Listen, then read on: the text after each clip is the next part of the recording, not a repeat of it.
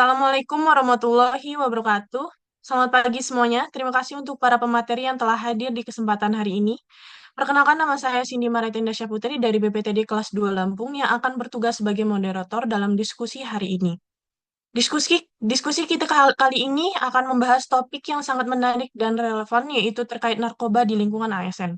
Tema diskusi ini tentunya penting karena untuk mengetahui dan menganalisis faktor yang menjadi penyebab penyalahgunaan narkoba oleh pegawai negeri sipil atau ASN, karena ASN sudah seharusnya memiliki peran yang andil besar dalam upaya membendung dan menekan peredaran dan penyalahgunaan narkotika di lingkungan masyarakat. Dan yang paling utama adalah di lingkungan institusi masing-masing. Melalui diskusi ini kita berharap dapat menggali berbagai pandangan, pendapat, dan informasi terbaru dan menemukan solusi atau perspektif yang bermanfaat terkait isu yang akan kita bahas. Telah hadir pemateri-pemateri yang luar biasa. Yang pertama ada pemateri pertama yaitu Muhammad Farizan dari UPBU kelas 3 EWR. Dan pemateri kedua yaitu Kak Habib Abdurrahman asal dari BPTD kelas 2 Maluku Utara. Yang pemateri selanjutnya yaitu Kak Priya Aji asal BPTD kelas 2 Sultra. Pemateri keempat yaitu Kak Nur Wahyu Prasetyo dari BPTD kelas 2 Kalsel. Dan pemateri kelima yaitu Kak Isham Nazami asal dari UPBU kelas 3 Andi Jemah. Pemateri keenam yaitu Kak Siti Nur Komariah asal Distrik Navigasi Tanjung Perak. Pemateri ketujuh yaitu Kak Bihar Alfani asal KSOP kelas 4 Banda Naira. Pemateri kedelapan yaitu Kak Mo Syahrul asal UPPP kelas 3 Ampana. Dan yang terakhir yaitu pemateri Kak Adam Haidar dari UPP kelas 3 Pulau Telo. Sebelum diskusi ini, alangkah baiknya kita berdoa sesuai dengan kepercayaan dan keyakinan masing-masing. Berdoa mulai. Selesai. Baik, untuk permulaan, alangkah baiknya kita mengetahui terlebih dahulu apa arti dari narkoba. Menurut pemateri pertama, Kak Muhammad Farizan, apa yang dimaksud dengan narkoba itu sendiri? Narkoba singkatan dari narkotika, psikotropika, dan bahan adiktif berbahaya lainnya. Narkoba yaitu bahan atau zat yang jika dimasukkan dalam tubuh manusia, baik secara oral atau diminum, dihirup maupun disuntikan, dapat mengubah pikiran, suasana hati atau perasaan, dan perilaku seseorang. Terima kasih. Baik, terima kasih atas jawabannya. Selanjutnya, menurut pemateri Kak Habib, mengapa seseorang pegawai bisa mengenal bahkan menggunakan narkoba? Baik, terima kasih Mbak Cindy. Mengapa seseorang pegawai bisa mengenal bahkan menggunakan narkoba? Biasanya narkoba pertama kali dapat dikenal melalui ajakan rekan kerja yang sudah terlebih dahulu memakai narkoba. Ajakan ini biasanya dibungkus dengan alasan sebagai berikut. Yang pertama, ingin tetap fokus dan juga meningkatkan stamina. Mengira narkoba bisa membuat kuat begadang, lembur, atau tetap prima dalam menjalankan tugas yang padat. Yang kedua, tekanan psikologis. Stres karena konflik kerja, lingkungan toksik, ataupun bullying, dan tekanan kerja dari atasan.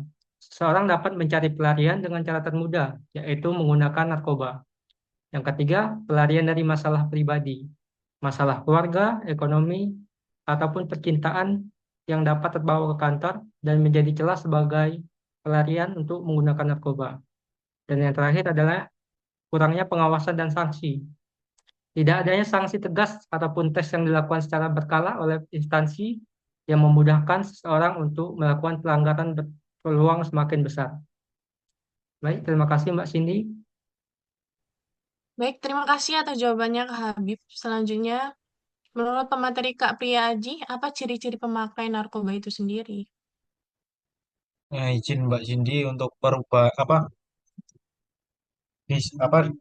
namanya untuk ciri-ciri pemakaian narkoba sendiri ada beberapa ciri yang dapat diketahui dari mulai dari fisik, perilaku dan psikologis. Untuk perilaku yaitu ditandai dengan perubahan berat badan baik naik ataupun turun. Yang kedua mata merah atau berair. Yang ketiga kulit kering atau berjerawat. Empat gigi atau mulut yang tidak sehat. Serta perilaku sendiri Yaitu yang pertama kurangnya stabil dari apa segi stamina maupun dari emosional. Dan yang keempat secara psikologis terjadi beberapa kasus yaitu sering paranoid atau kecanduan, halusinasi dan kehilangan memori. Itu saja Mbak Cindy, terima kasih. Baik, terima kasih atas penjelasannya Kak Haji. Selanjutnya kita dengarkan pendapat dari pemateri Kak Nur Wahyu. Mengapa seseorang bisa tergoda atau terjebak dalam penyalahgunaan narkoba? Baik, terima kasih atas waktunya Mbak Cindy. Mengapa seseorang bisa terjebak dalam penyalahgunaan narkoba? Yang pertama yaitu rasa ingin tahu. Banyak orang, terutama remaja, mencoba narkoba itu bukan karena niat jahat, tetapi mereka rasa penasaran mereka itu tinggi. Jadi sensasi atau mereka mencari sensasi atau kebebasan yang akhirnya membuat mereka mengabaikan resiko yang sebenarnya terjadi. Dan yang kedua yaitu pengaruh teman. Banyak anak muda yang mengatakan itu semua teman pakai masa aku nggak pakai. Pernyataan seperti ini menggambarkan betapa kuatnya pengaruh pertemanan dalam mempengaruhi keputusan seseorang. Yang ketiga yaitu pelarian dari masalah atau stres. Jadi banyak orang terjerumus ke narkoba karena stres, depresi, atau masalah pribadi. Jadi menjadikan kondisi mental dan emosional yang tidak stabil seringkali membuat mereka merasa jadi putus asa. Jadi mereka mengira bahwa dengan mengkonsumsi narkoba bisa membantu melupakan masalah, membuat tenang, atau bahkan memberi kebahagiaan. Mungkin itu Mbak Cindy, terima kasih. Baik, terima kasih untuk Kak Wahyu. Selanjutnya menurut pemateri Kak Isham Nazmi, apa hukuman bagi pengguna dan pengedar narkoba di Indonesia?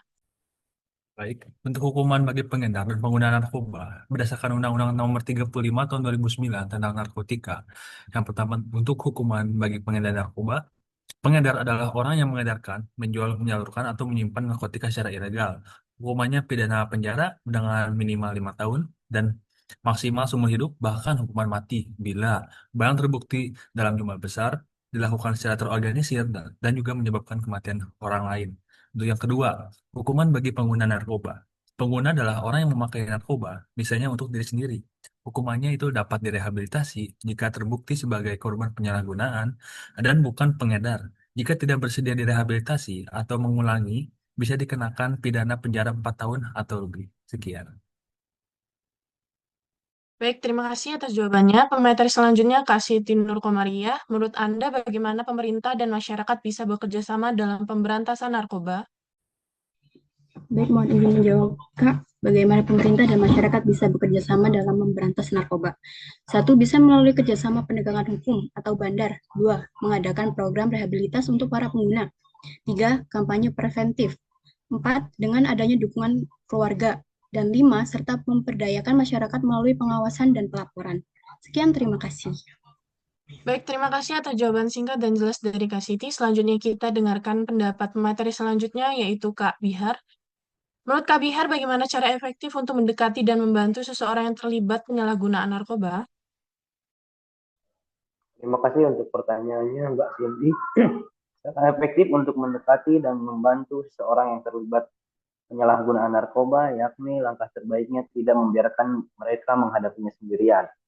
Coba lakukan pendekatan dengan cara yang efektif, yaitu melibatkan empati dengan menunjukkan empati kepada mereka, mendengarkan tanpa menghakimi, memberikan dukungan penuh, serta yang terakhir membantu mencarikan bantuan profesional. Sekian, terima kasih.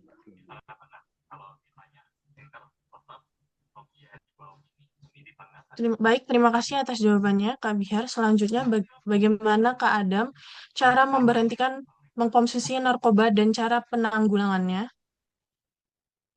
Ya, untuk cara berhenti dari narkoba sendiri yaitu dari dalam diri niatan para pengguna, yaitu mereka mempunyai niatan, kemudian melakukan pemeriksaan sampai mana kecanduan yang dialami dan apakah ada efek samping yang muncul. Kemudian setelah itu melakukan rehabilitasi medis dan sosial, umumnya biasanya dari pemerintah, misalnya psikoterapi, rawat jalan, konseling individu, dan semisalnya. Kemudian melakukan kegiatan positif seperti mengasah skill melalui pendekatan dengan orang terdekat. Tanpa dukungan mereka, semua tidak akan berjalan lancar. Dan yang paling terpenting yaitu meningkatkan kualitas ibadah dengan mendekatkan diri kepada Sang Pencipta. Sekian, terima kasih. Baik, terima kasih atas jawabannya. Selanjutnya kita mendengarkan pendapat dari pemateri terakhir yaitu Kak Syahrul. Apa pesan terakhir bagi pendengar agar tidak tergoda narkoba?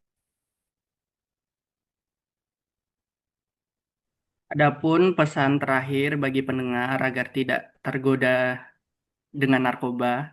Jadi narkoba itu jebakan yang terlihat menarik di awal tapi bakalan menghancurkan di akhir. Tanamkan dalam diri, sayangi dirimu, keluarga dan masa depanmu dengan hidup jauh lebih sehat dan bebas narkoba. Terima kasih Mas Cindy. Terima kasih atas jawabannya Kak Syahrul. Baiklah, kita sudah mendengar pendapat dari para pemateri. Terima kasih untuk para pemateri yang telah hadir. Eh, Teman-teman, untuk argumen dan kita tagline slogan tema kita hari ini, yaitu AN, Hebat, Hebat, kuat, kuat tanpa Hebat kuat narkoba. tanpa narkoba. Hebat kuat tanpa narkoba. Terima kasih untuk pemateri yang telah hadir. Kurang lebihnya saya mohon maaf. Wabillahi taufiq walhidayah. Wassalamualaikum warahmatullahi wabarakatuh. Waalaikumsalam.